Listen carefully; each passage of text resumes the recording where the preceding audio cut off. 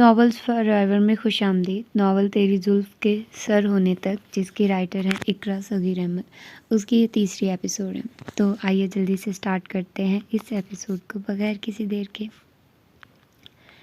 عمرانہ کی بڑی بہن رضوانہ حال ہی میں جدہ سے کراچی شفٹ ہوئی تھی۔ رضوانہ کے خاوند اکرم کا جدہ میں اعلیٰ پیمانے پر لیدر گارمنٹس کا کاروبار تھا۔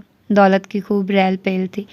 وہ اولاد نرینہ سے محروم 2 بیٹیوں کے والدین تھے اور ان کے بیچا لاڈ پیار نے دونوں بچیوں کو مغرور بنا دیا تھا۔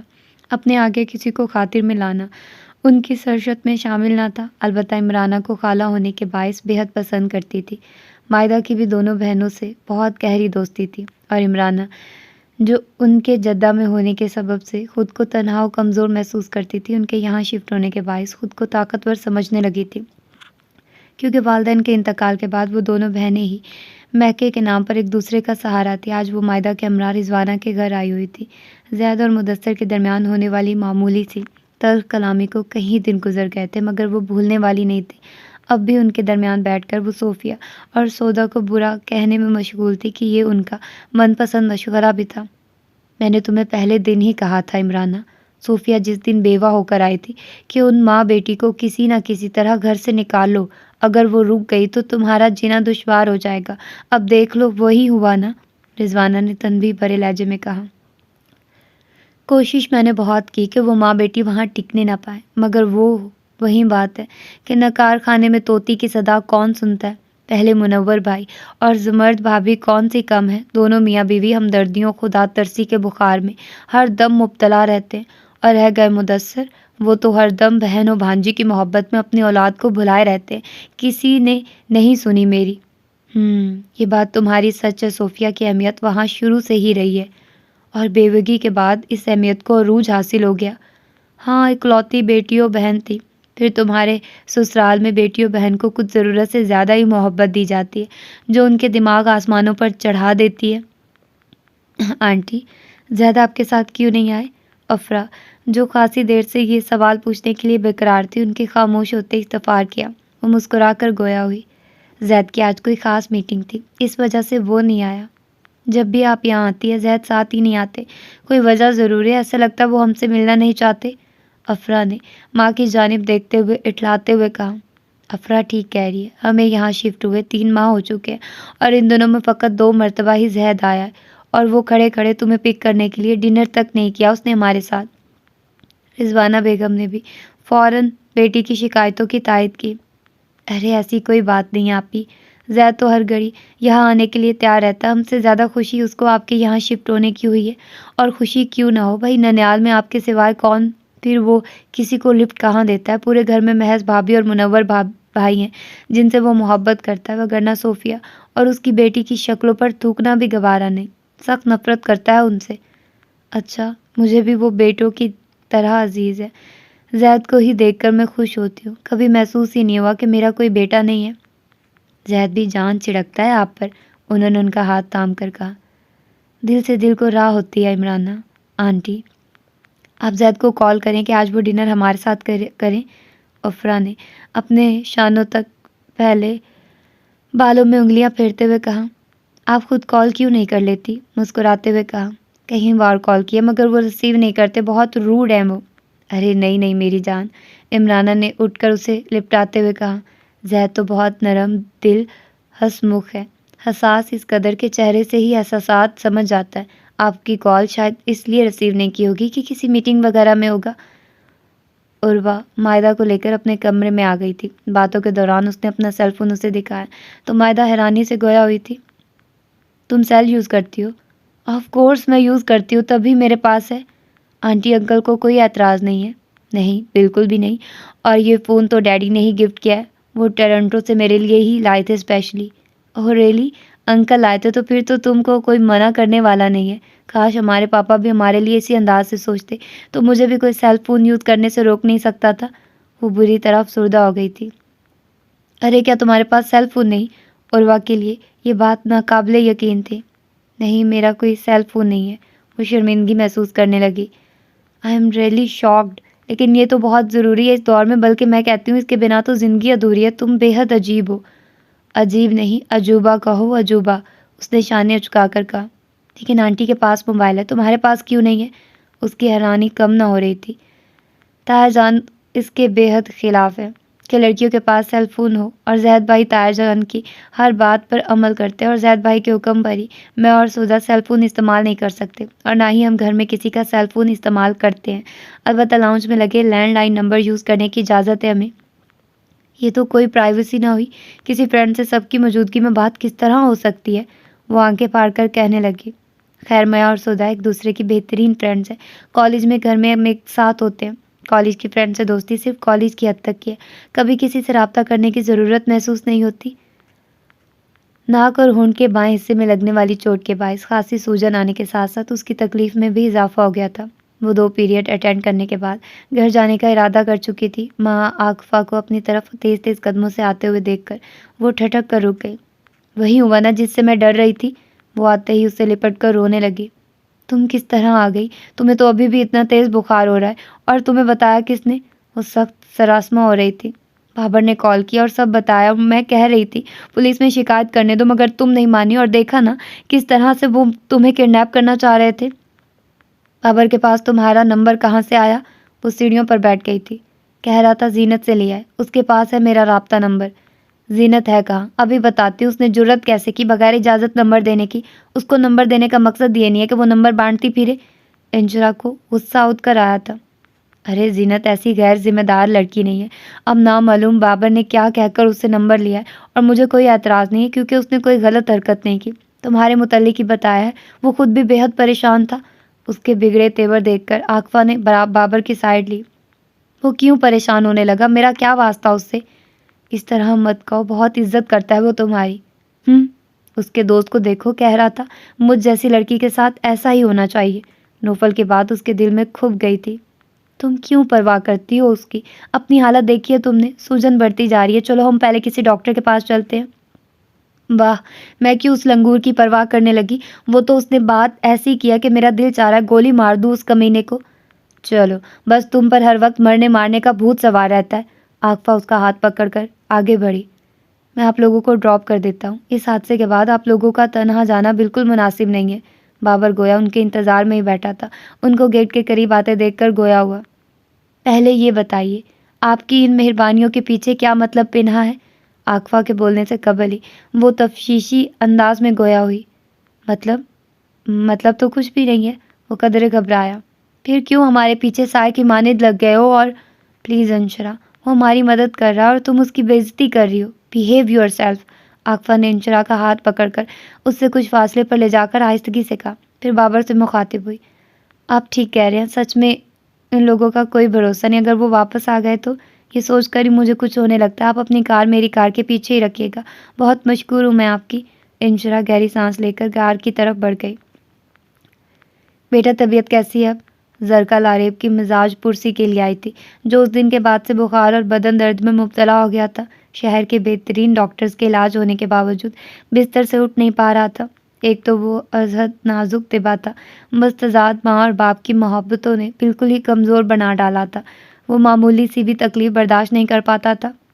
بہت پین ہو رہا ہے باڈی میں بڑی ماما، وہ کرا رہا تھا۔ پین تو ہوگا ہی میری جان، اس بری طرح سے چوٹیں آئی ہیں۔ خدا غارت کرے ایسے لوگوں کو جو اس طرح سے ڈرائیونگ کرتے ہیں، سامنے والا بچنے کی صحیح میں بھی بچ نہیں پاتا۔ لاریب کے قریب بیٹھی سامیہ نے اس کے سر پر ہاتھ رکھتے ہوئے کہا،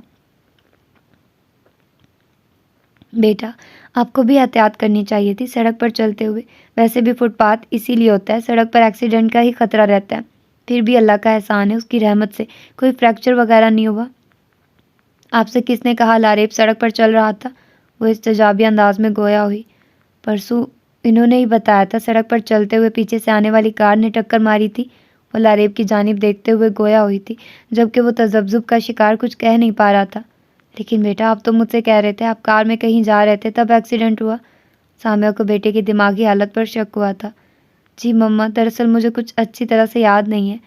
ایک جھوٹ کہیں جھوٹ بلواتا ہے، یہی حالت لاریب کی تھی۔ اس نے حقیقت چھپاتے ہوئے کہیں جھوٹ گڑے تھے۔ او مائی گاڈ، مجھے فیل ہو رہا ہے لاریب کو دماغی چوٹ بھی لگی ہے۔ پریشان مت ہو سامیہ، ایسا کوئی مسئلہ نہیں ہے۔ خدا نہ خواستہ ایسی کوئی پرابلم ہوتی تو ڈاکٹر ضرور ڈائگنوز کرتے۔ ڈاکٹر ابراہیم اور ان کے پینل کی ملک میں بہت اچھی ساکھ ہے، اور آسانیت سے گویا ہوئی۔ ٹھیک کہہ رہی ہیں بڑی ماما آپ، ایسی کوئی پرابلم نہیں، وہ شدید پین کی وجہ سے میں نہ جانے کیا کچھ کہہ گیا ہوں۔ اچھی آپا کی کال آئی تھی، ان کا اصرار تھا سودا کو ان کے گھر چند دن قیام کے لیے بھیج دیا جائے۔ صوفیہ نے صاف انکار کر دیا تھا، جس پر اچھی خالہ کو غصہ اٹھ کر آیا تھا اور وہ چیختے ہوئے گویا ہوئی تھی، دیکھو صوفیہ، تم میرے صبر کو مت للکارو، میں جتنے صبر سے کام لے رہی ہوں تم اتنا ہی میرے سر پر چڑھتی چلی آ رہی ہو۔ میں سودا کو لے کر آؤں گی، اپنے گھر رکھوں گی، تم ہوتی کون ہو روکنے والی؟ میں ماں ہوں اس کی، میں پھپھو ہوں اس کی، 16 آنے کھری سچی اس کے باپ کی بہن۔ معلوم ہے، بتانے کی ضرورت نہیں ہے آپ کو، معلوم ہے، پھر بھی سودا کو میرے گھر بھیجنے سے انکاری ہو۔ نہیں بھیجوں گی میں سودا کو، یہ میرا آخری فیصلہ ہے، انہوں نے جتانے والے انداز میں کہہ کر فون بند کر دیا اور صوفے پر بیٹھ کر اتھل پتھل ہوتا ہوا سانس درست کر رہی تھی۔ تبھی مدثر کا بیٹا سلام کرتا ہوا آیا اور ان کے برابر میں بیٹھ گیا۔ شاہ زیب، کب آئے میرے بچے؟ وہ سلام کا جواب دیتی ہوئی اس کے گھنیرے بالوں میں ہاتھ پھیرتے ہوئے شفقت سے گویا ہوئی۔ کچھ دیر قبل ہی آیا ہوں۔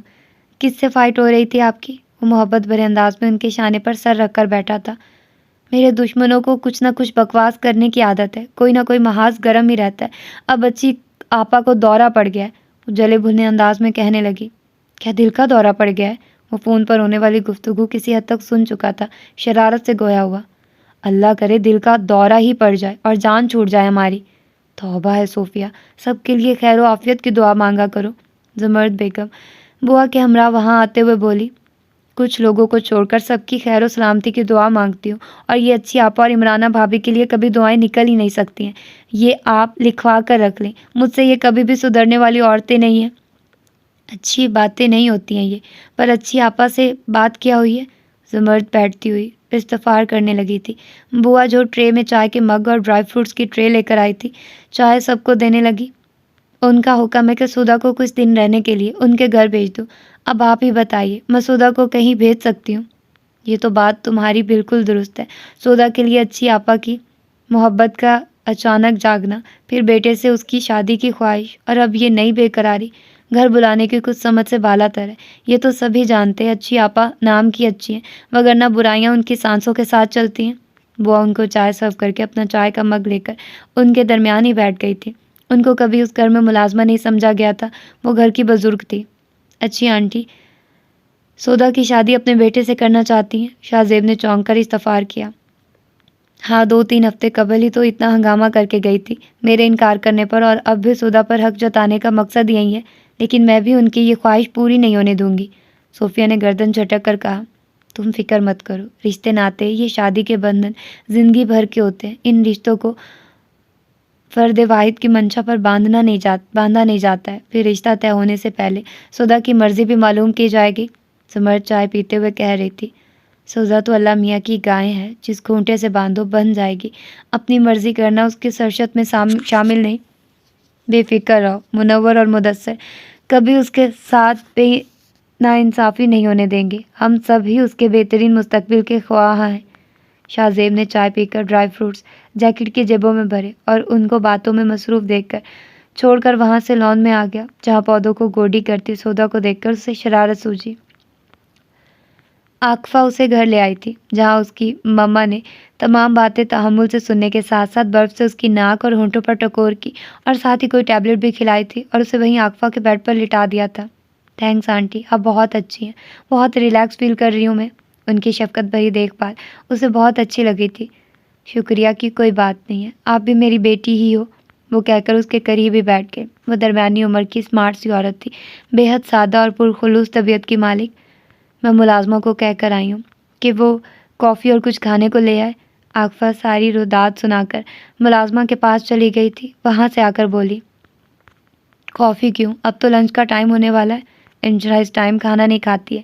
وہ بھی اس کے قریب بیٹھ چکی تھی۔ جی آنٹی، میں لنچ نہیں کرتی، صرف جوس کے ساتھ کوکیز لے لیتی ہوں، وہ تکیے کے سہارے بیٹھتے ہوئے گویا ہوئی۔ جب ہی اتنی نازک سی ہو، مگر بیٹا یہ صحت سے دشمنی کرنے کے مترادف ہے، اس عمر میں ڈٹ کر کھانا کھانا چاہیے، ہماری عمر میں بھوک از خود ہی کم ہو جاتی ہے۔ میں بھی یہی سمجھاتی ہوں، لیکن ایسی باتیں سر سے گزر جاتی ہیں محترمہ کے۔ آپ کی باتوں پر عمل کرنے کی ضرور کوشش کروں گی۔ اب یہ بتائیے کیا کریں، آج جو کچھ ہوا ہے کیا اس کی کمپلین پولیس میں ہونی چاہیے؟ اس کے ذہن میں گردش کرتا سوال ہونٹوں پر ابھرا۔ کمپلین ضرور ہونی چاہیے بیٹا، ایسے لوگوں کو کھلا چھوڑ دینا مناسب نہیں ہے۔ کسی کی دعا سے آپ کو کوئی آنچ نہیں آئی ہے، وگرنہ ایسے لوگ تو حیوان ہوتے ہیں۔ میں رات کو ہی عاقفہ کے بابا سے بات کروں گی۔ وہ سنجیدہ و تفکرانہ انداز میں گویا ہوئی تھی۔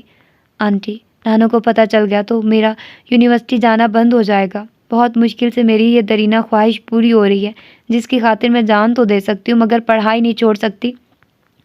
وہ خاصی جذباتی ہو گئی تھی۔ انشاءاللہ ایسا کچھ نہیں ہوگا۔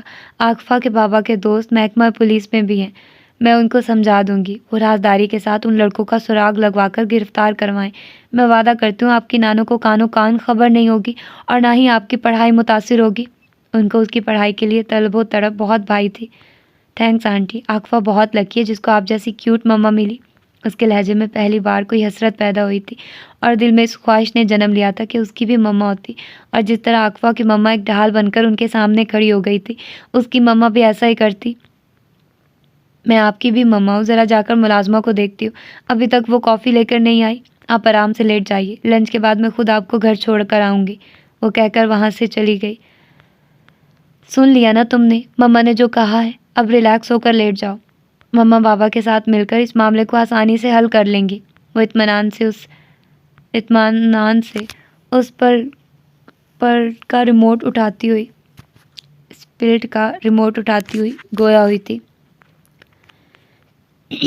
یوسف، زرکا، ہمرا اور نوفل لان میں بیٹھے چائے پی رہے تھے۔ امینہ انہیں چائے کے ساتھ دیگر لوازمات سرو کر رہی تھی۔ ماں یوسف گویا ہوئے، میری تو خواہش تھی آپ بھی گھر کے دیگر بچوں کی طرح تعلیم باہر کی کسی بہترین یونیورسٹی سے حاصل کرتے تو بہتر تھا۔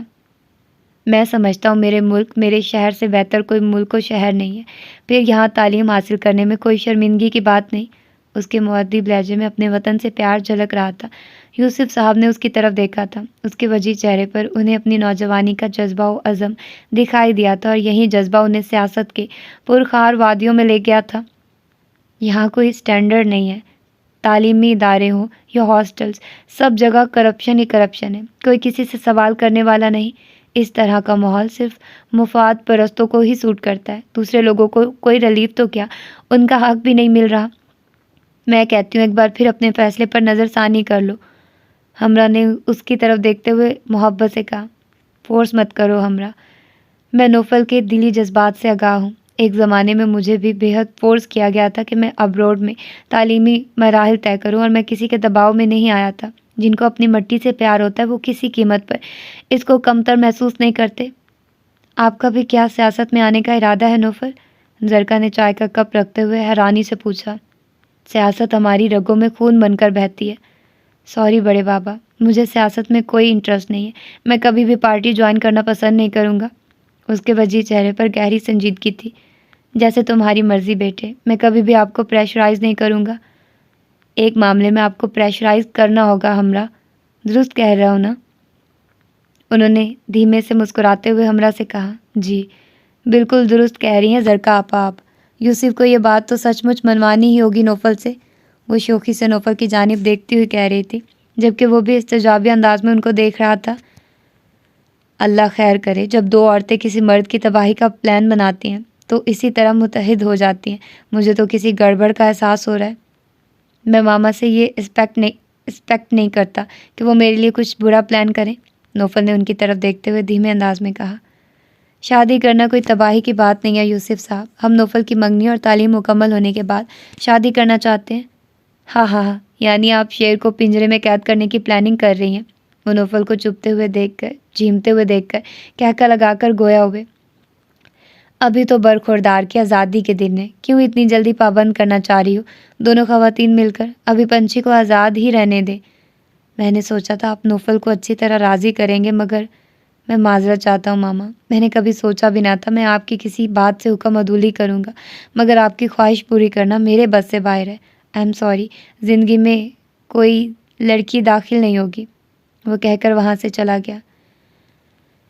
ایک دل دوست چیخ تھی جو وہاں پھیلتی چلی گئی تھی۔ زید عمرانہ اور مائدہ کو پک کرنے رضوانہ کے گھر جانے کے لیے آ رہا تھا کہ سودا کی چیخ کی آواز سن کر پہلے چونک کر رکا تھا کہ اس کے لیے دل میں بھری نفرت اود کر آئی تھی، لیکن پھر دل میں پنپنے والے پرخلوص و بے لوث جذبے نے زور آوری دکھائے تو وہ تیز تیز قدم اٹھاتا ہوا لان کے اس حصے کی طرف پہنچ گیا تھا جہاں سودا کھڑی بڑے خوف زدہ انداز میں چیخیں مار رہی تھی اور قریب ہی اس کے سیاہ رنگ کا سانپ پڑا ہوا تھا۔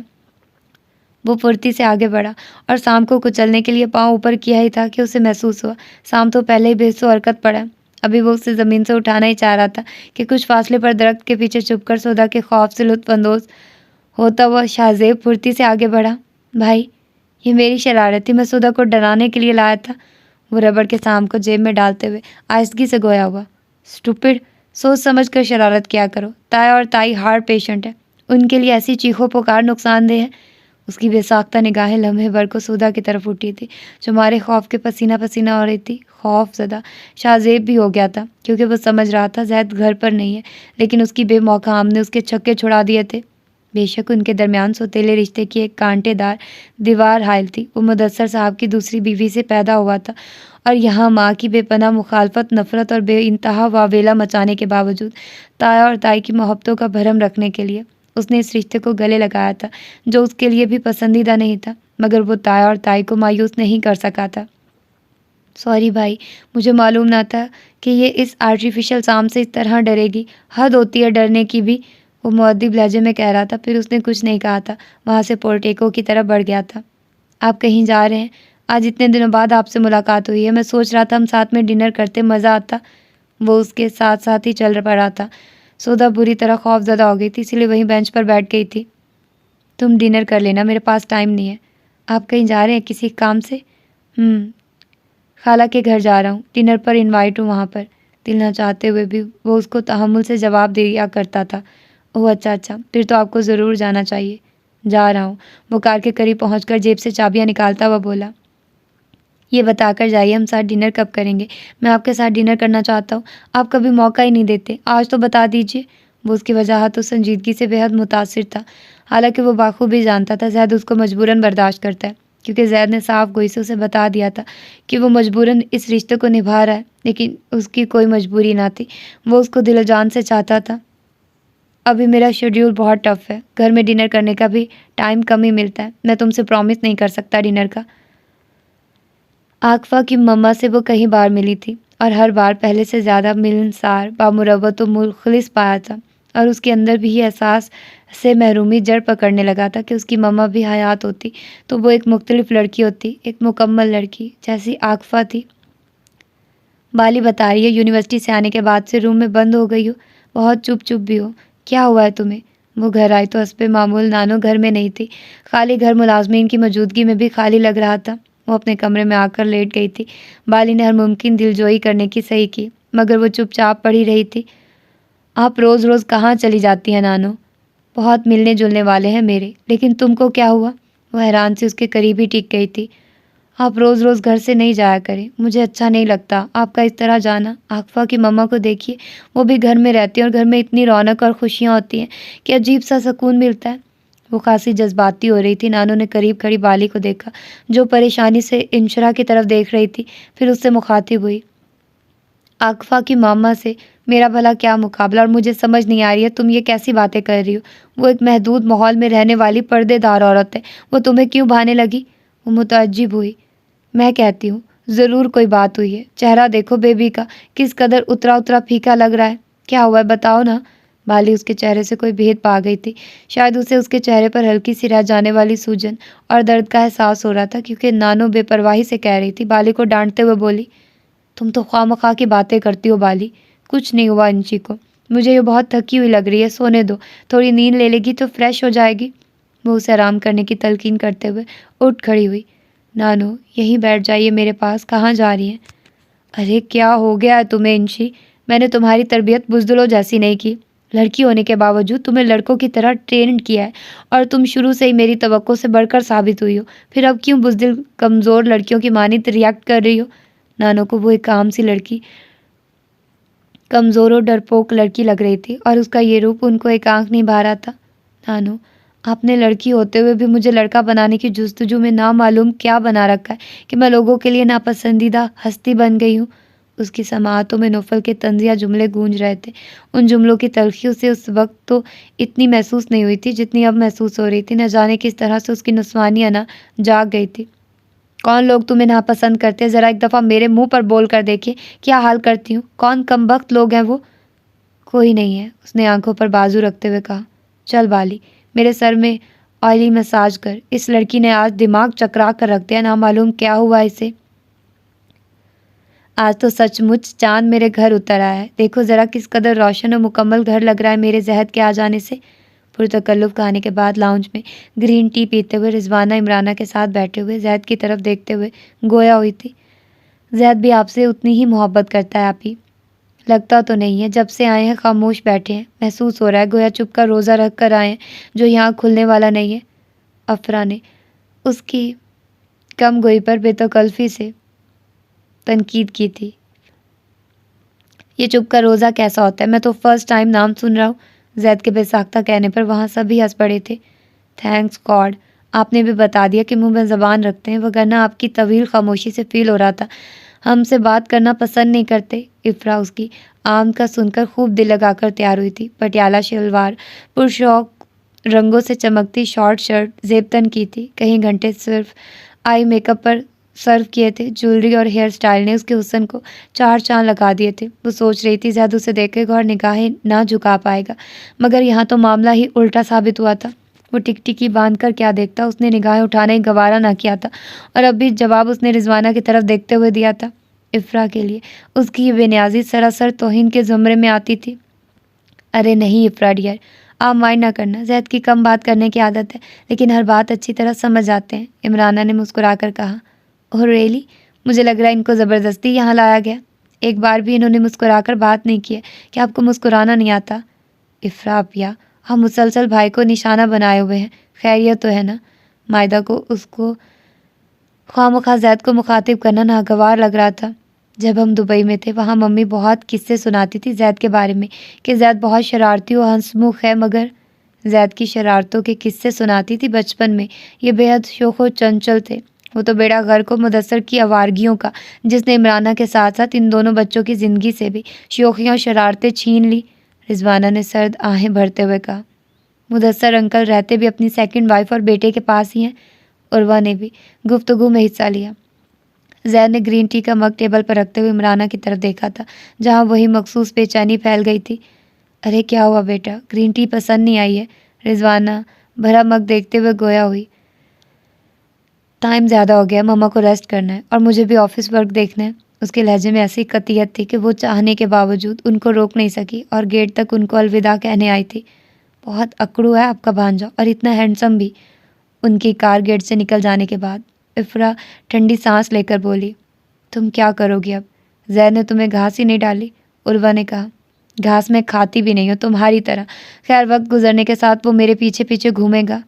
ہائے خوش فہمی دیکھیے ذرا، جس شخص نے پہلی ملاقات میں ہی نگاہ اٹھا کر نہیں دیکھا وہ ان کے پیچھے پیچھے گھومے گا۔ عروہ نے اس کی جانب دیکھتے ہوئے استزائیہ کہکا لگایا۔ ممی دیکھ رہی ہیں آپ کس قدر جالس ہوتی ہے یہ مجھ سے؟ اس کو سمجھا دے باز آ جائے اپنی حرکتوں سے، ورنہ دماغ ٹھکانے لگانے آتا ہے مجھے۔ دیکھتی ہوں کس طرح دماغ ٹھکانے لگاتی ہو میرا۔ میں نے سچ کہا ہے۔ خاموش رہو، شرم نہیں آتی ہے یہاں آ کر بھی دونوں چونچے لڑانے سے باز نہیں آتی؟ حد ہو گئی ہے، اگر اسی طرح سے لڑتی رہو گی تو کسی ایک کا بھی رشتہ نہیں ہو پائے گا۔ رضوانہ نے دونوں کو تنبیہ کی تھی۔ عمرانہ نے کار ڈرائیو کرتے زہد کے چہرے پر ناگواری شدت سے محسوس کی۔ گرین ٹی کا تم نے ایک گھونٹ بھی نہیں لیا، ایسے ہی چھوڑ کر آئے۔ جہاں مدثر کی بات ہوتی ہے وہاں آپ کا موڈ بہت خراب ہو جاتا ہے، ابھی بھی یہی ہوا۔ آپ ہی کی محبت سے بنوائی گئی گرین ٹی غصے میں چھوڑ کر آ گئے ہو، مجھے پسند نہیں آیا آپ کا ایٹیٹیوڈ۔ ان کو ڈیڈی کے لیے اس طرح کی بات نہیں کرنی چاہیے تھی۔ وہ اسٹیئرنگ گھماتے ہوئے خشک لہجے میں گویا ہوا۔ یہ کیسا دوگلا پن ہے زید، کھلی منافقت ہے۔ خود تو باپ کے خلاف رہتے ہو، اگر کوئی دوسرا تمہارے باپ کو آئینہ دکھانے لگے تو تم سے برداشت نہیں ہوتا، پھر تم اوور ریئیکٹ کرتے ہو۔ رائٹ مما، میرے اور ڈیڈی کے درمیان کچھ ایشوز ایسے ہیں جن پر ہماری مخالفت چلتی ہے، اور اس کا مقصد ہرگز یہ نہیں ہے کہ میں ان کی عزت نہیں کرتا یا ان کو باپ کا درجہ نہیں دیتا۔ میرے ڈیڈ تھے اور رہیں گے، اس کا یہ مطلب نہیں کہ کوئی ان کی بے عزتی کرے گا میرے سامنے اور میں برداشت کر لوں گا۔ اوہ، یہ تم کہہ رہے ہو زید؟ وہ شاکڈ ہوئی۔ میں مانتا ہوں مما، ڈیڈی سے ماضی میں غلطیاں ہوئی ہیں، زیادتیاں ہوئی ہیں جن کا تاوان ان کے ساتھ ہم بھی بھر رہے ہیں، لیکن میں یہ کبھی بھی نہیں چاہوں گا ان کو میرے سامنے ڈیگریڈ کیا جائے۔ اس نے ان کی طرف دیکھتے ہوئے سنجیدگی سے کہا۔ زرکا بیگم نے محسوس کیا تھا جب سے انہوں نے اس کی منگنی کرنے کی آرزو ظاہر کی تھی، تب سے نوفل بہت الجھا تنہا رہنے لگا تھا۔ کچھ دن وہ برداشت کرتی رہی تھی، لیکن پھر ان کی ممتا بے قرار ہونے لگی۔ اس دوری نے زندگی میں بڑا خلا پیدا کر دیا تھا۔ وہ سوچ رہی تھی اس سے دور رہ کر اسے اپنی بات منوانے پر مجبور کر دیں گی، لیکن ان کی ممتا ان کی خواہش سے ہار گئی تھی۔ وہ اٹھ کر اس کے پاس جانے کا قصد کر رہی تھی کہ وہ دروازہ نوک کر کے سلام کرتا ہوا ان کے روم میں داخل ہوا۔ وعلیکم السلام نوفل، میرے بچے۔ انہوں نے اسے بڑھ کر سینے سے لگایا اور بے ساختہ رونے لگی۔ میں نے ایک خواہش کیا کی کہ آپ مجھ سے بہت دور ہو گئے؟ سوچ لیجیے ابھی بھی آپ، ایک لڑکی کی خواہش نے ہمارے درمیان اتنے فاصلے ڈال دیے ہیں، پھر اس کی آمد ہمیں جدا ہی کر دے گی۔ وہ محبت سے ان کے آنسو صاف کرتا ہوا سنجیدگی سے گویا ہوا۔ ایسا نہیں ہوتا میری جان، ایسا نہیں ہوتا۔ وہ اس کا ہاتھ پکڑ کر وہیں بیٹھتے ہوئے محبت سے گویا ہوئی۔ میں آپ کے بغیر نہیں رہ سکتا ماما۔ میں آپ سے خفا تھا اور سوچا تھا آپ سے برائے نام ہی تعلق رکھوں گا۔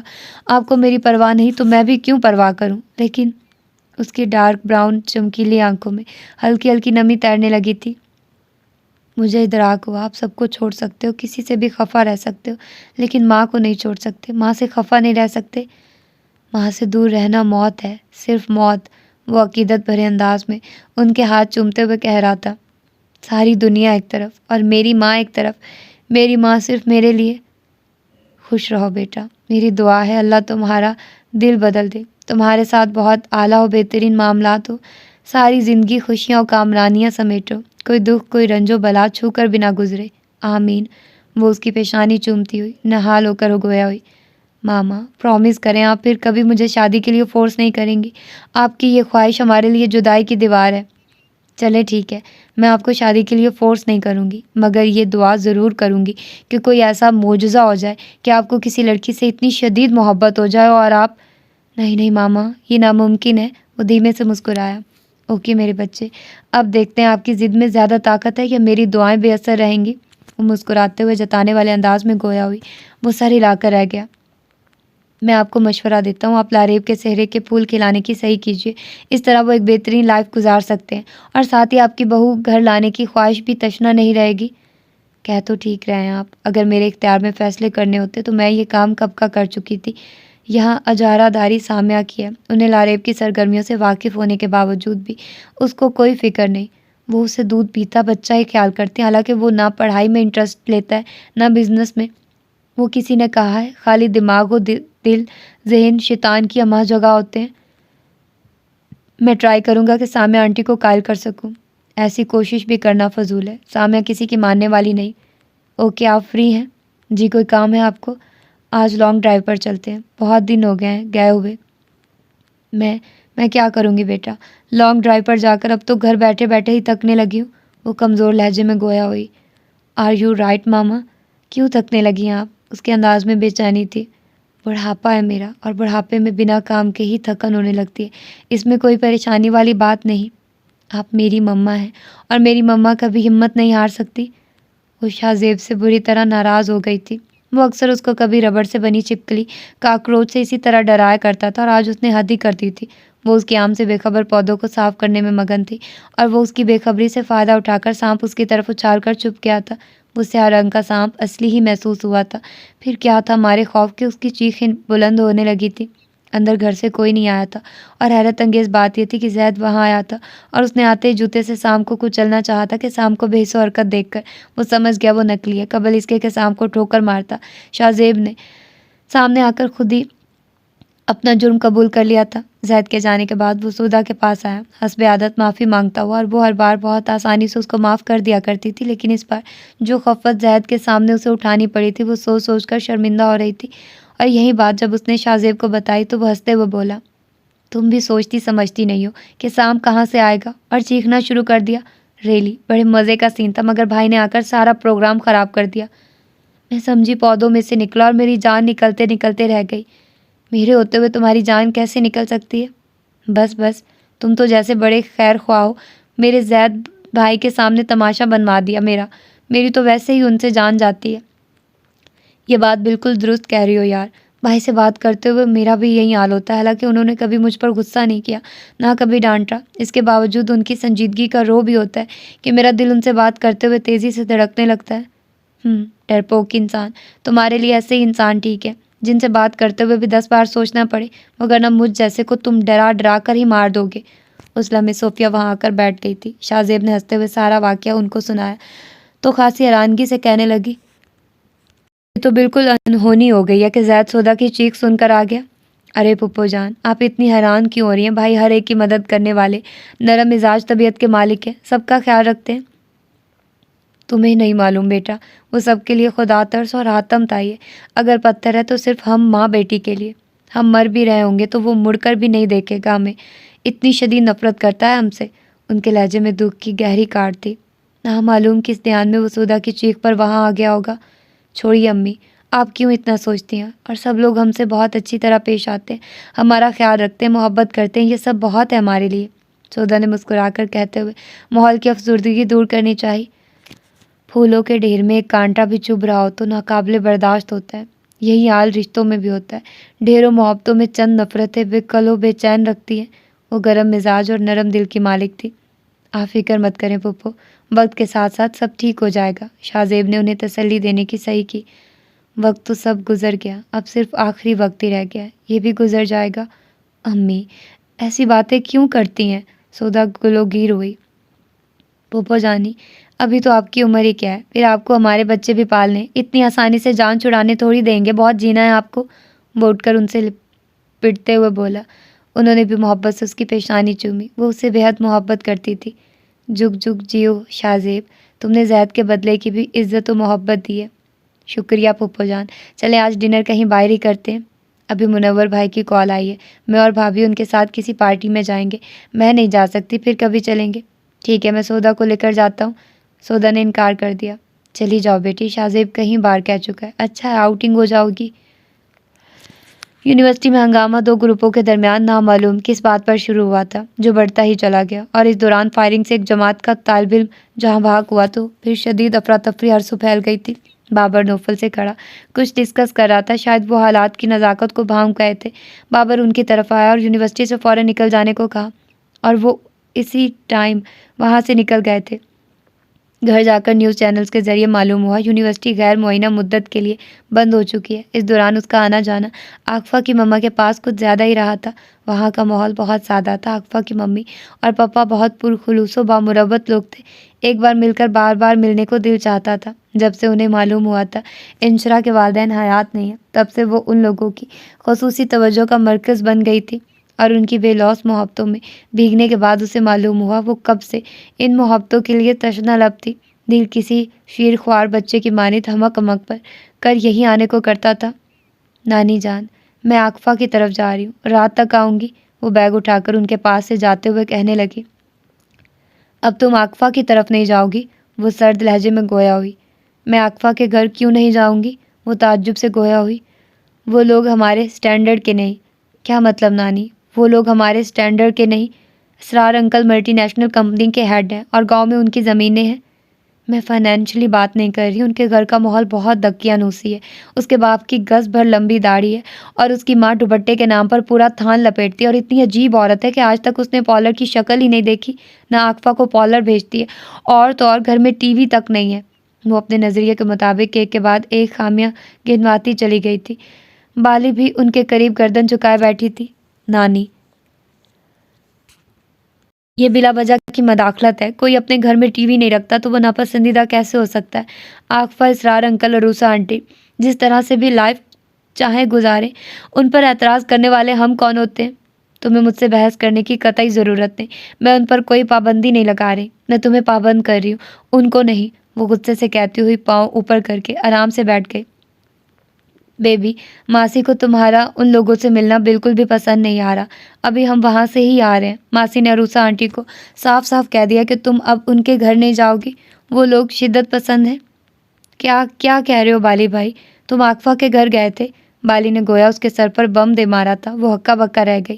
ہاں، میں ساتھ لے کر گئی تھی بالی کو، اور کھری کھری سنا کر آئی ہوں کہ میری معصوم بچی کو آئندہ گھر بلانے یا ورگلانے کی کوشش کی تو مجھ سے برا کوئی نہیں ہوگا۔ بالی کی جگہ وہ سخت لہجے میں گویا ہوئی۔ یہ کیا اپنے نانی جان؟ وہ دکھ و صدمے سے چکرا کر رہ گئی۔ صوفیہ کو کلک تھا کہ وہ تو اکثر و بیشتر کہیں نہ کہیں کسی رشتہ دار کے گھر یا محلے میں اور منور کے ساتھ زمرد کے سنگ پارٹیز اٹینڈ کرتی رہتی تھی۔ مائدہ عمرانہ اور زید کے ساتھ اکثر باہر جایا کرتی تھی، اور جب سے اس کی خالہ دبئی سے یہاں شفٹ ہوئی تھی وہ دونوں ماں بیٹی ہر دوسرے دن وہاں پہنچی ہوتی تھی، یا اس کی خالہ اور کزنس یہاں آ جاتی تھی۔ وہ لوگ عمرانہ جیسا رویہ رکھتے تھے۔ صوفیہ اور سودا ناپسند تھی ان کو۔ پھر عمرانہ کے خوف سے مائدہ بھی سودا سے دور ہی ہو جاتی تھی، اور جو بظاہر بیٹی سے لیا دیا انداز رکھتی تھی، دل ہی دل میں بیٹی کی بڑھتی تنہائی پر وہ رنجیدہ ہونے لگی تھی۔ ایسے میں شاہ زیب کی آفر ان کو بہت بھائی تھی۔ پھر سودا کے منع کرنے کے باوجود انہوں نے اسے شاہ زیب کے ہمراہ بھیجا تھا۔ شاہ زیب پہلے اسے چنکی منکی لے کر گیا تھا، ایک کے بعد ایک جھولے میں اسے لے کر بیٹھتا۔ اس کے انکار کو اس نے ذرا اہمیت نہیں دی۔ ایک سٹال سے بھیل پوری بھی کھائی، میٹھے پان وہ شوق سے کھاتی تھی۔ شاہ زیب نے خاصی تعداد میں لے لیے تھے۔ شاہ زیب اتنے پان کون کھائے گا؟ گھر میں کوئی اور نہیں کھاتا، میں کس کو دوں گی اتنے پان؟ وہ شاپر پکڑتی بولی۔ تم کھانا اور مائدہ کو بھی دینا، وہ بھی شوق سے کھاتی ہے پان۔ مائدہ کو دو پان؟ وہ تمہارے دیے ہوئے پان کھا لے گی، اس نے آہستگی سے کہتے ہوئے اس کی جانب دیکھا۔ تم اس کو بتانا ہی نہیں، یہ پان میں نے دیے ہیں، ویری سمپل۔ اس کے لہجے میں وہ محبت ہی تھی جو زید کے لہجے میں مائدہ کے لیے مخصوص تھی۔ یہ اتنا آسان نہیں ہے جتنا تم سمجھ رہے ہو۔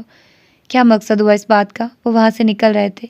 یہی کہ وہ جانتی ہے میری پرواز کہاں تک ہے، ایسی چیزیں مجھے کون دلا سکتا ہے، اور وہ تمہاری دلائی ہوئی چیزیں کبھی بھی نہیں لے گی۔ ہاں، یہ سوتیلے رشتوں کا زہر بہت بدصورت و خطرناک ہوتا ہے۔ اس میں کی جانے والی بے لوث محبت بھی پل پل تڑپتی رہتی ہے۔ نامعلوم کب تک یہ سوتیلے پن کا ناک ڈستا ہی رہے گا۔ اس کے مسکراتے چہرے پر ایک دم سے افسردگی چھا گئی تھی۔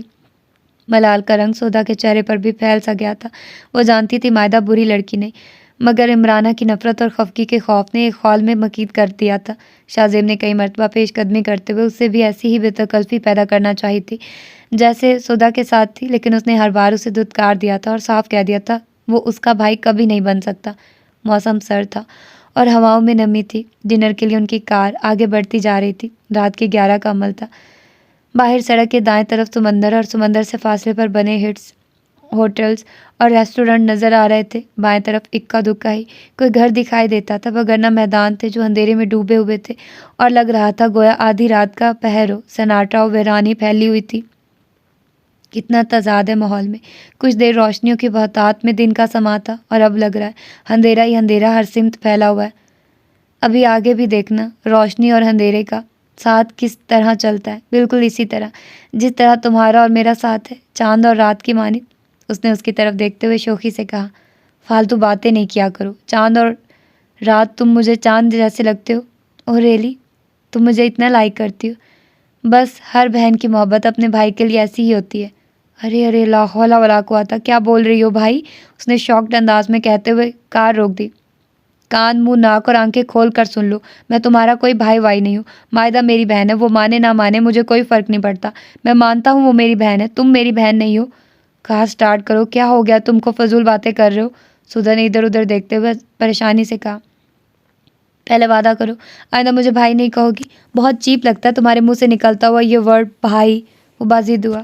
پلیز شاہ زیب، یہ مذاق کا وقت نہیں ہے، باہر دیکھو کس قدر اندھیرا ویرانی ہے، مجھے قسم سے بے حد ڈر لگ رہا ہے۔ میں کہتی ہوں واپس چلتے ہیں۔ وہ گھر سے بہت کم ہی نکلتی تھی، گھر سے کالج اور کالج سے گھر، دن کی روشنی میں یہ معاملات نپٹ جاتے تھے۔ پہلی بار وہ امی اور اس کے بے حد اصرار پر رات میں گھر سے نکلی تھی، اور لے کر بھی وہ اسے دور آیا تھا جہاں اسٹریٹ لائٹس کی روشنیاں ماحول کی باریکیوں کو ختم کرنے کے لیے ناکافی تھی۔ تم میرے ساتھ ہو، پھر ڈرنے کی کیا ضرورت ہے؟ اس نے کار سٹارٹ کی۔ اس کے چہرے پر خوف دیکھ کر شاہ زیب کو ترس آ گیا تھا۔ مجھے پتا ہوتا اگر یہاں ایسا راستہ ہے تو میں کبھی بھی نہیں آتی۔ مائی گاڈ، تم کراچی میں رہتی ہو یار، کراچی والی بنو، یہاں رات اور دن کی کوئی قید نہیں۔ پھر یہاں کچھ جگہوں کا حسن ہی رات کو دکھائی دیتا ہے۔ وہ اسے سمجھاتا ہوا کار ڈرائیو کر رہا تھا۔ کار آگے بڑھتی جا رہی تھی اور وہ دور فاصلے پر روشنیاں چمکتی دکھائی دے رہی تھی۔ تمہاری ماں میرے حوالے تم کو کر کے گئی تھی، میں نے ماں بن کر ہی پالا ہے تمہیں۔ اب تم مجھ کو بتا رہی ہو وہ تم کو ماں جیسی لگتی ہے۔ تمہاری یہ محبت مجھے سمجھ نہیں آئی، میری محبت میں کہاں کمی رہ گئی ہے جو تم دوسروں میں محسوس کر رہی ہو؟ पहली बार नानी ने उसे रोते हुए देखा था। उनके साथ बाली भी हक तक रह गई थी। वो ऐसी गुदास दिल की नामालूम कब से हो गई थी, वगरना तो वो एक आंसू बहाने वाली ना थी। उसकी ये तब्दीली बड़ी अजीब थी। मैंने आपसे कभी कोई शिकायत नहीं की नानी, लेकिन आपने मेरा मान तोड़ दिया। आपने अंकल और आंटी की बेइज्जती नहीं की, मुझे मेरी नज़रों से गिरा दिया, शर्मिंदा कर दिया। उनकी मोहब्बतें आपका क्या बिगाड़ रही थी? रो रो कर उसकी आंखें सूज गई थी। मैं नहीं चाहती तुम उनसे मिलो और उनकी तरह शिद्दत पसंद बनो। हमारे मुआशरे में जो आजकल अफरा तफरी बेचैनी फैली हुई है, वो सब इन जैसे शिद्दत पसंदों की वजह से है। मैंने उनमें कोई बुराई नहीं देखी। आप किसी गलतफहमी का शिकार हो रही हैं। वो शिद्दत पसंद नहीं, अमन पसंद लोग हैं। उनके घर टीवी नहीं है तो क्या सुकून है, मोहब्बत है। वो लोग आपस में जुड़े रहते एक दूसरे से। उसके लहजे में उनके लिए एहतराम और मोहब्बत थी। वो जुड़े हुए हैं और हम आपस में बने हुए हैं क्या? कैसी स्टूपिड सी सोच हो गई है तुम्हारी इंची। चंद दिनों में तुम्हारी सोच बदली और कुछ दिन बाद तुम भी वो सब करोगी जो वो माँ बेटी करती हैं।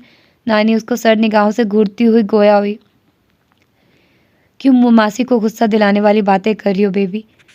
चलो मेरे साथ अपने रूम में, मासी को आराम करने दो। बाली ने मामला बिगड़ते देखकर उसका हाथ पकड़ा और उसके कमरे में चली आई और बेड पर बिठा दिया।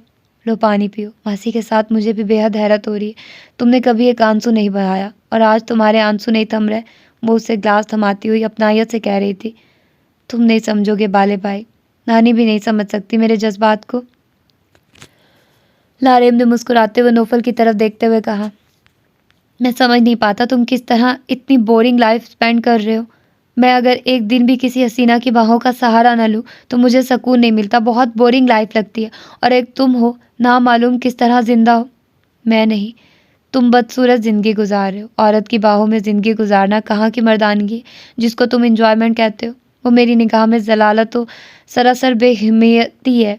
उसने भरपूर अंदाज में जवाब दिया। हाँ हाँ, मैं बेहिम्मत हूँ। वो खिलखिला कर हंसा और स्टीयरिंग उसके हाथ से बहक गया था। बराबर में बैठे नौफल ने फौरन कंट्रोल किया।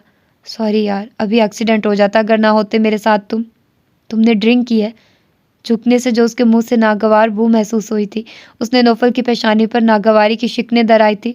नहीं, ज़्यादा नहीं पी, फ्रेंड्स ने ज़बरदस्ती ही। शट अप, कार रोको। वो गुस्से से धाड़ा। सॉरी, वेरी सॉरी नौफल, मुझे मालूम ना था रास्ते में तुमसे मुलाकात हो जाएगी तो मैं चखता भी नहीं। माफ़ कर दो प्लीज़। उसकी नाराज़गी उसे सख्त मुस्तरब कर दिया करती थी। मुझे तुमसे कुछ नहीं सुनना, कार रोको। मैं तुम्हारे साथ नहीं जाऊँगा। मैंने कहा ना, प्लीज़ माफ़ कर दो, गलती हो गई। मैं तुम्हारी सूरत देखना नहीं चाहता लारेब। किसी चीज़ की लिमिट भी होती है। तौबा कभी भी बार बार गुनाह करने की उम्मीद पर नहीं की जाती है, और माफ़ी मांग कर ढिठाई के साथ वही काम करना हो तो ऐसी माफ़ी किस काम की।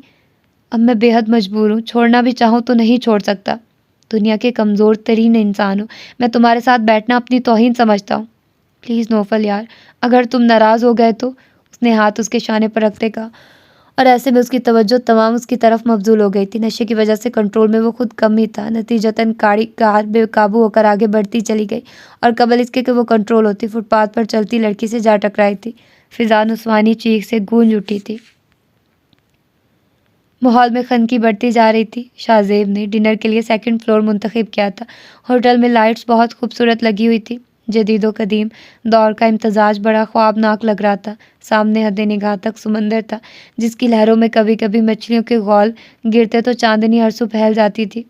मैंने कहा था ना, कराची में कुछ पॉइंट्स हैं जिनकी खूबसूरती रात ही को नुमायाँ होती है। अब यहाँ खाना भी खाओ और समंदर की खूबसूरती को भी एंजॉय करो। उसके चेहरे पर छाई एक अलवही सी खुशी से शाहजेब को कल भी इत्मीनान हुआ था। खाना भी शुरू करो, ठंडा होकर बेमज़ा हो जाएगा। इतना खाना क्यों मंगवाया है तुमने? हम ये सब कैसे खाएंगे? वो टेबल देखते हुए बोली, जो डिशेस से भरी हुई थी। तुम खाना शुरू करो, उसने मंचूरियन की डिश उठाते हुए कहा। खाने के बाद उसने कॉफ़ी मंगवाई। वहाँ से निकलते हुए उनको 1 बजे का टाइम हो गया था।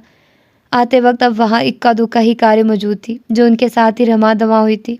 अभी वो आधा रास्ता तय भी ना कर पाए थे कि उसकी कार एक झटके से रुक गई और उसके बार बार स्टार्ट करने के बावजूद स्टार्ट ना हुई थी। अब क्या होगा? कार स्टार्ट क्यों नहीं हो रही? वो उतर कर उसके पास आई जो कार का बुनेट उठाए झुका खड़ा था। समझ नहीं आ रहा क्या फॉल्ट हुआ है। मैंने सब चेक कर लिया। घर कैसे जाएंगे? रात भी ज़्यादा हो गई है। सुदास बेआदत बुरी तरह खौफजदा हो गई थी।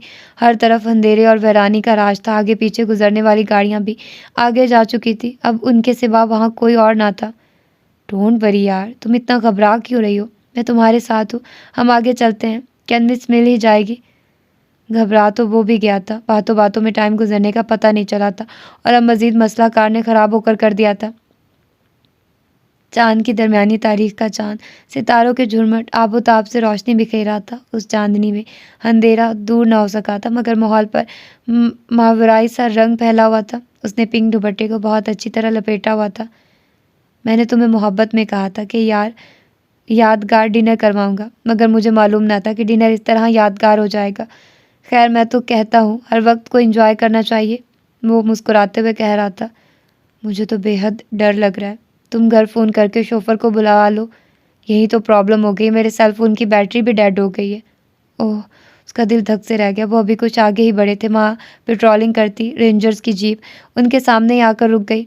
کون ہیں آپ لوگ؟ یہاں کیا کر رہے ہیں؟ آفیسر نے وہاں آ کر ان سے دریافت کیا، جبکہ اس کے ساتھی پیچھے تھے۔ سر، ہم ڈنر کرنے آئے تھے، واپسی میں گاڑی خراب ہوگی، اس وجہ سے ہمیں پیدل سفر کرنا پڑ رہا ہے، کینوس کی تلاش میں۔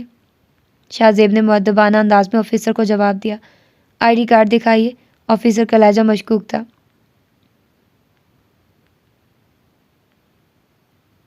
I D card? سوری، میرے پاس نہیں ہے۔ یہ کون ہے آپ کے ساتھ؟ آفیسر کی نگاہیں بڑے متحرک انداز میں اس کا جائزہ لے رہی تھی، جو خوف سے لرزتی تھی۔ شاہ زیب کے شانے کے پیچھے تقریباً چھپی ہوئی تھی۔ اس نئی افطار نے اس کا آسان خطا کر دیے تھے۔ سر، یہ میری بہن ہے، کزن۔ لگ رہا ہے کسی اچھی فیملی سے تعلق ہے آپ کا، مگر رات کے پہر ایک جوان لڑکی کو اس طرح ساتھ لے کر گھومنا مجھے شک میں مبتلا کر رہا ہے۔ آپ ہمارے ساتھ چلیں؟ وہ حکمی انداز میں گویا ہوا۔ سر، ہم آپ کے ساتھ کیوں جائیں؟ ہم نے کیا جرم کیا ہے؟ اس کے انداز پر شاہ زیب سرد لہجے میں گویا ہوا۔ ہم روزانہ ایسے کیسز ڈیل کرتے ہیں جہاں لڑکے لڑکیاں ایک دوسرے کو بہن بھائی بتاتے ہیں اور بعد میں سچ بتاتے ہیں کہ وہ کون ہے۔ پلیز سر، آپ غلط سمجھ رہے ہیں، ہمارے ساتھ چلو، پھر خود پر سچ بولو گے۔ ہری اپ! شاہ زیب کی ایک نہ چلی تھی۔ وہ آفیسر سخت مزاج اور اصول کا پابند تھا۔ وہ سودا کو ساتھ لے کر جیب میں بیٹھ گیا تھا۔ شاہ زیب نے سودا کو دیکھا تھا، وہ خوف و تفکر سے زرد پڑتی جا رہی تھی۔ دل گیا، ہوش گیا، صبر گیا، جی بھی گیا، شغل میں غم کے تیرے ہم سے گیا کیا کیا کچھ، حسرت وصل غم و ہجر و خیال رخ دوست، مر گیا میں، یہ مرے جی میں رہا کیا کیا کچھ۔ سودا کی جان پر بنائی تھی، پہلی بار گھر سے نکلی تھی، اور کس طرح یکے بعد دیگرے واقعات رونما ہوتے چلے گئے تھے۔ رینجرز کے سپاہی ان کو ہیڈ کوارٹر لے گئے تھے، جہاں ایک آفس میں بیٹھے نوعمر آفیسر کے سامنے انہیں پیش کیا گیا تھا۔ وہ آفیسر نرم مزاج و خوش اخلاق تھا۔ اس نے کرسیوں پر بیٹھنے کا اشارہ کرتے ہوئے بغور دونوں کی طرف دیکھا تھا۔ سودا جھکا سر اٹھا ہی نہ سکی تھی، جبکہ شاہ زیب آفیسر کے پوچھے گئے تفتیشی سوالات کے جواب دے رہا تھا۔ اس وقت وہاں ان تینوں کے علاوہ کوئی اور نہ تھا۔ لگتے تو آپ لوگ کسی اچھی فیملی سے ہیں، لیکن آفیسر نے نگاہیں سودا کے چہرے پر ڈالتے ہوئے بات ادھوری چھوڑ دی تھی۔ اس کے گلابی رخساروں سے آنسو شفاف موتیوں کی مانند گر رہے تھے۔ سر، آئیڈیا نہیں تھا، کار خراب ہو جائے گی، اور وہ بھی ایسے راستے پر جہاں کوئی ہیلپر بھی دستیاب نہیں ہوگا، ورنہ کون ایسا اسٹوپڈ ہوگا جو سسٹر کو ویرانوں میں لے کر گھومے گا۔ ان کی ایک ہی تکرار سے وہ عاجز ہو کر آ کر گویا ہوا۔ ہے تو یہ سراسر بے وقوفی کہ شہر کے حالات اور واقعات کی نزاکت کو نہ سمجھتے ہوئے آپ اپنی سسٹر کو لے کر نکل پڑیں۔ اگر پیٹرولنگ ٹیم وہاں نہ پہنچتی، کوئی غلط قسم کے لوگ پہنچ جاتے، پھر کس طرح تنہا مقابلہ کرتے آپ؟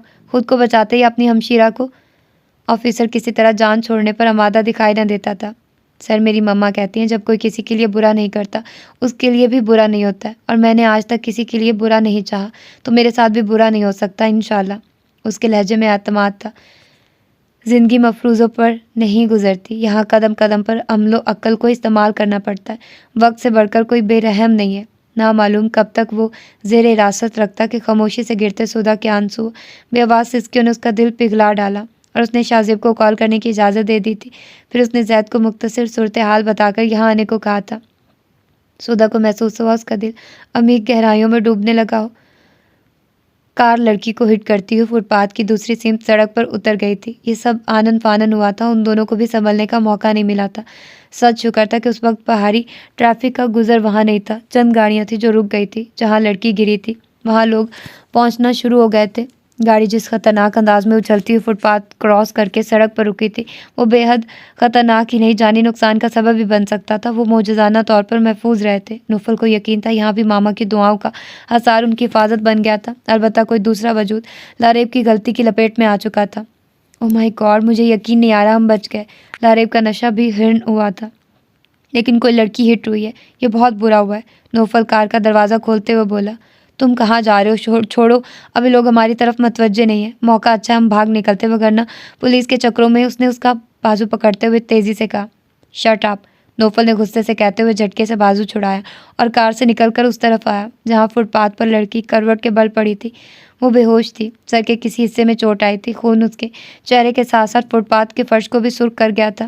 پلیز، آپ لوگوں نے کیا تماشا لگا رکھا ہے؟ دور ہٹیے، جائیے یہاں سے۔ لوگوں کا ہجوم وہاں جمع ہو گیا تھا، وہ سب ایک دوسرے سے چہمگوئیوں میں مصروف تھے، کسی نے بھی لڑکی کو آگے بڑھ کر دیکھنے کی کوشش نہیں کی تھی۔ نوفل ایمبولینس منگوانے کی خاطر کال کرنے میں مصروف تھا۔ لاریب نے وہاں آ کر سخت لہجے میں کہتے ہوئے لوگوں کو منتشر کرنا شروع کیا، اور چند لمحوں میں ہی لوگ دور ہٹنا شروع ہو گئے تھے۔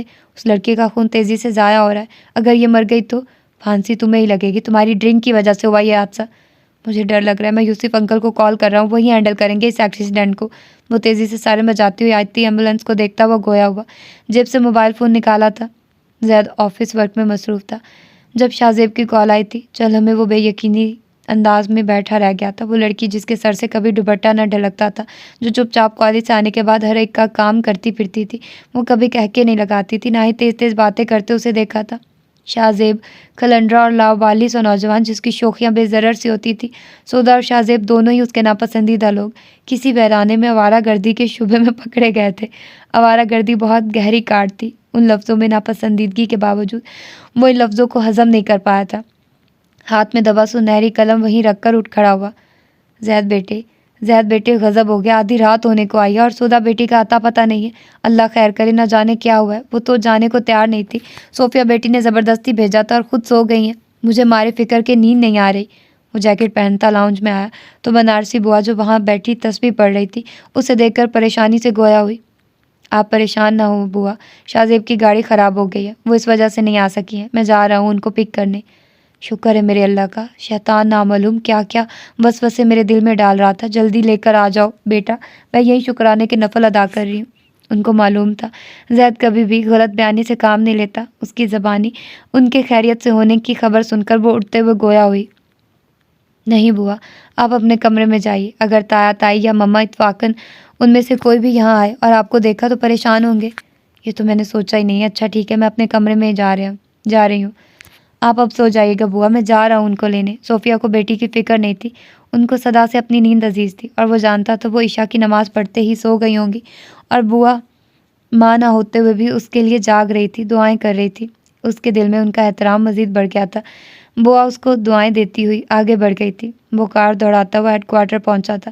شاہزیب کسی کمسن بچے کی مانند اس سے لپٹ گیا۔ اس نے ایک اچرتی ہوئی نظر سودا پر ڈالی تھی جس کی گردن جھکی ہوئی تھی، سر پر لپٹا دھانیوں سیاہ دوپٹہ نمایاں تھا۔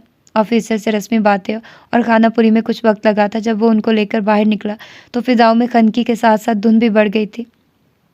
تھینکس بھائی، اگر آپ نہیں آتے تو یہ آفیسر ہمیں چھوڑنے والا نہیں تھا۔ شاہزیب ممنونیت کے ساتھ ایک بار پھر اس کے گلے لگا۔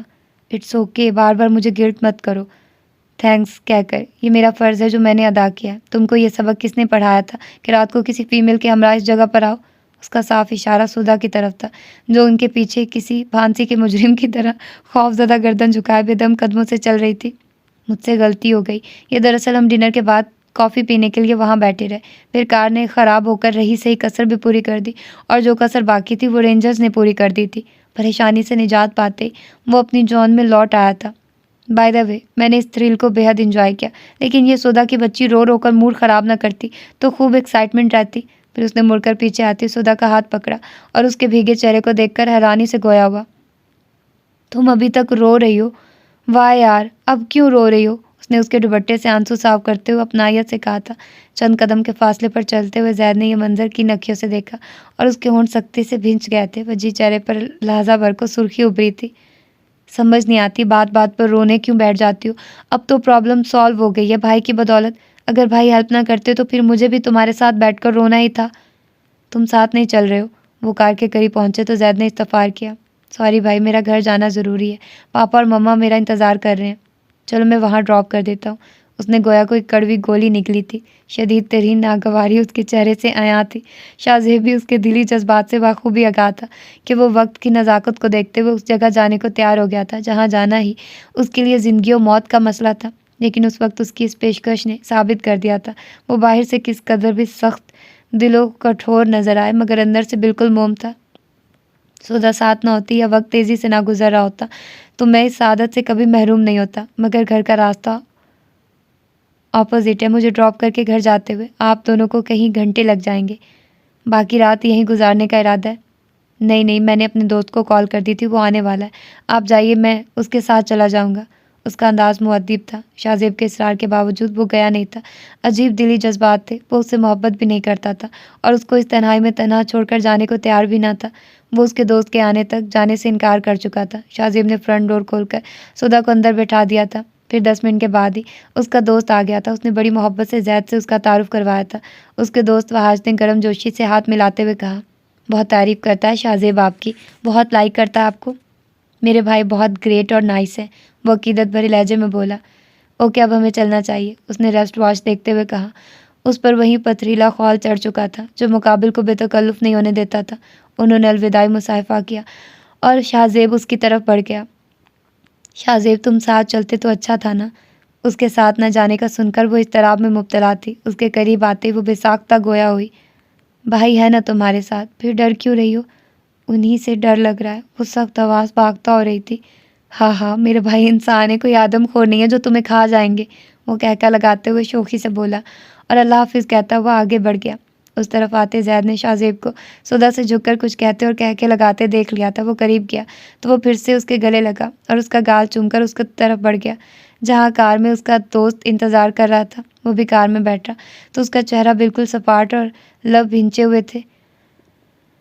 یوسف صاحب ان سے پہلے ہی اسپتال پہنچ گئے تھے اور تمام کارروائیاں پوری کر دی تھی۔ ان کو سیاست چھوڑے ایک طویل مدت گزر چکی تھی مگر ان کی شناسائی مانت نہیں پڑی تھی۔ تمام جگہوں پر ان کو پذیرائی ملتی تھی، ان کا اثر و رسوخ باقی تھا۔ یہی وجہ تھی کہ اس لڑکی کو فوراً ٹریٹمنٹ دی گئی تھی۔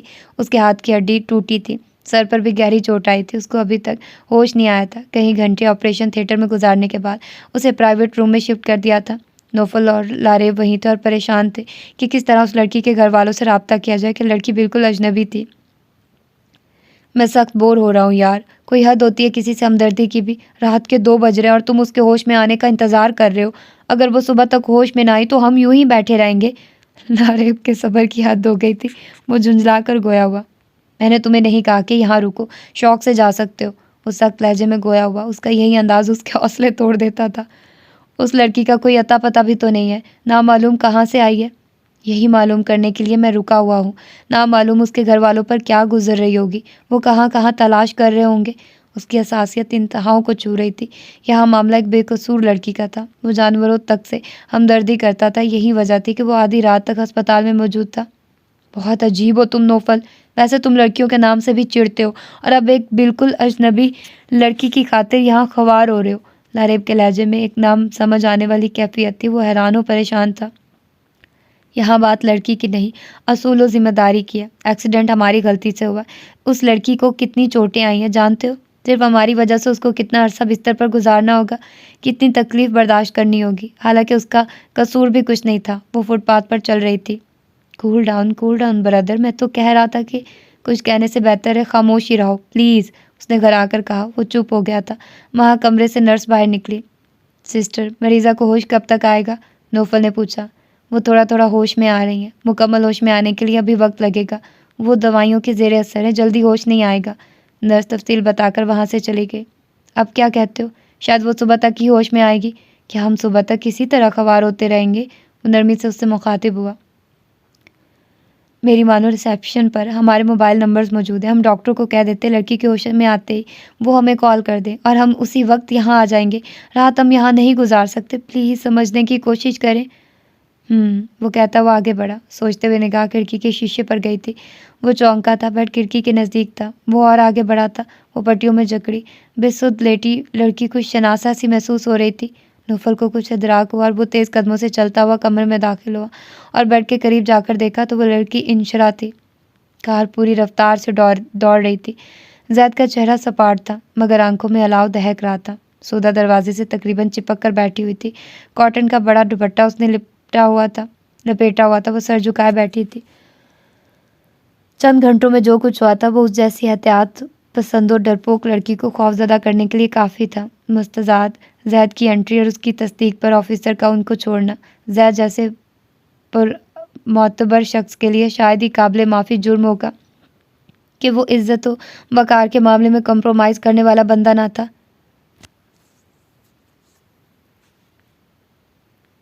شاہ زیب کو وہ نرم و گرم لہجے میں سمجھا چکا تھا، مگر اس سے ایک لفظ بھی بولنا گوارا نہ کیا تھا۔ اس کی خاموشی کسی کوڑے کی مانند اس پر برس رہی تھی۔ رات گہری ہو گئی تھی، سڑک پر جلدی شاہ زیب اور اس کے دوست کی کار ٹرن لے کر غائب ہو چکی تھی۔ سڑک پر صرف زید کی کار تھی۔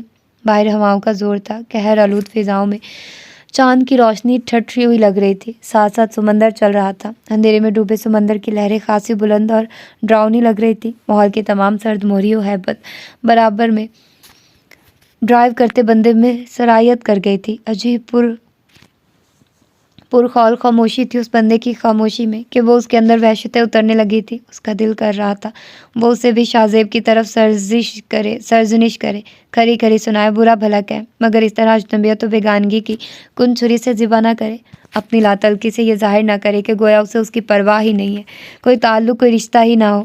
اس کے اندر گھٹن بڑھنے لگے۔ زید بھائی سوری، دل میں اترتی وحشتوں سے گھبرا کر وہ کہہ اٹھی۔ کیوں؟ وہی روکھا لہجہ، بے اعتنائی دکھاتا ہوا انداز۔ آپ ہماری وجہ سے ڈسٹرب ہوئے اس وقت۔ ناٹ مینشن، میں اپنی قسمت میں پرابلمز لکھوا کر ہی لایا ہوں جو مجھے ہی فیس کرنی ہے، جو کہ کر رہا ہوں، ضرورت نہیں ہے کوئی ایکسکیوز کرنے کی۔ وہیں پتھر مار لہجہ، وہیں بے درد انداز۔ سدھا کی آنکھیں بھیگنے لگے۔ گھر سے نکلنے کے بعد گھر واپسی کا راستہ یاد رکھنا چاہیے۔ پھوپھو نے بتایا ہی نہیں ہوگا کہ واپس کس وقت آنا ہے۔ وہ ایسی ذمہ داری سے دور رہتی ہیں، بھلا تم کو کیا سمجھاتی؟ وہ جلے بھلے انداز میں اس کی طرف دیکھے بنا کہنے لگا۔ ان کی فیوریٹ ہابی سونا ہے، خواہ آندھی آئی یا طوفان، دنیا تل پٹ ہو جائے، ان کے محو استراحت میں ذرا خلل نہیں پڑتا۔ ان سے تو بہتر وہ بزرگ ملازمہ ہے جو گھر کی بیٹی کی گھر سے غیر موجودگی میں فکر سے دعاؤں میں مشغول تھی۔ وہ جو بھی کہہ رہا تھا اس سے اسے اختلاف نہیں تھا۔ گھر میں کسی کو بتانے کی ضرورت نہیں ہے اس کارنامے کے بارے میں۔ کچھ دیر بعد گھر والی اسٹریٹ پر گاڑی موڑتے ہوئے حکم دیا۔ اگر کسی کو پتہ چل گیا تو؟ بساختہ گویا ہوئی۔ نہیں چلے گا، شاہ زیب کو بھی میں منع کر دوں گا، اور کسی کو معلوم ہو جائے بھی تو یہ میرا مسئلہ ہے، تم خاموش رہنا۔ لہجے میں مخصوص سرد موہری و خود اعتمادی تھی۔ وہ سر جھکا کر رہ گئی کہ بھلا اس کو کون سا ڈھنڈورا پیٹنا تھا۔ بنگلے کا بیرونی حصہ نیم اندھیرے میں ڈوبا ہوا تھا۔ وہ لان اور برآمدہ عبور کر کے کوریڈور کی طرف بڑھنا ہی چاہتی تھی۔ دور سے کوریڈور میں ٹہلتی ہوئی عمرانہ بیگم کو دیکھ کر اس کا دل اچھل کر حلق میں آ گیا۔ وہ تیزی سے ستون کی آڑ میں ہو گئی تھی، وگرنہ عمرانہ کی نگاہوں سے بچنا محال تھا۔ کیا ہوا؟ وہ کار کھڑی کر کے آیا تو اسے دیکھ کر متعجب سا بولا۔ کوریڈور میں ممانی جان ہے۔ وہ سخت خوفزدہ ہو رہی تھی۔ ماما بے اختیار اس کے منہ سے نکلا۔ ماں کی نیچر کو وہ بھی بخوبی جانتا تھا، اگر انہوں نے ان کو ساتھ دیکھ لیا تو بنا پوچھے وہ ہنگامہ مچا دیں گی۔ ماما کو لے کر جاتا ہوں، پھر تم روم میں جانا، وہ آہستگی سے کہہ کر آگے بڑھ گیا۔ عمرانہ اسے دیکھ کر آگے بڑھی تھی۔ زہد، اتنی رات کو آپ کہاں گئے تھے؟ وہ اس کے شانوں پر ہاتھ رکھ کر پریشانی سے پوچھ رہی تھی۔ وہ چل ہمیں تو کچھ بول ہی نہیں سکا۔ آپ اس وقت تک کیوں جاگ رہی ہیں؟ طبیعت ٹھیک ہے آپ کی؟ وہ ان کو بازو کے حصار میں لیتا ہوا فکر مندانہ انداز میں استفسار کرنے لگا۔ ہاں ٹھیک ہے، میں نے روم کی کھڑکی سے آپ کو جاتے دیکھا تھا۔ لیٹ نائٹ آپ کہاں گئے ہیں؟ یہ سوچ کر فکر سے مجھے نیند ہی نہیں آئی۔ کہاں گئے تھے آپ؟ بہت دیر سے آئے ہیں۔ ان کا یہ روپ ممتا سے بھرپور تھا۔ تو یہ تھی آج کی ایپیسوڈ، یقیناً آپ لوگوں کو پسند آئی ہوگی، تو آپ لوگ اپنا فیڈ بیک ضرور دیجیے گا، اور ایسے ہی میں آپ لوگوں کو 1 گھنٹے کی ایپیسوڈ دے سکتی ہوں، اس سے زیادہ نہیں، کیونکہ ساتھ میں ایک دوسرا ناول بھی دینا ہوتا ہے، تو ٹائم مینیج کرنا بہت زیادہ مشکل ہو جاتا ہے۔ تو آپ لوگ اپنا ڈھیر سارا خیال رکھیے گا، مجھے دعا میں یاد رکھیے گا۔ اللہ حافظ۔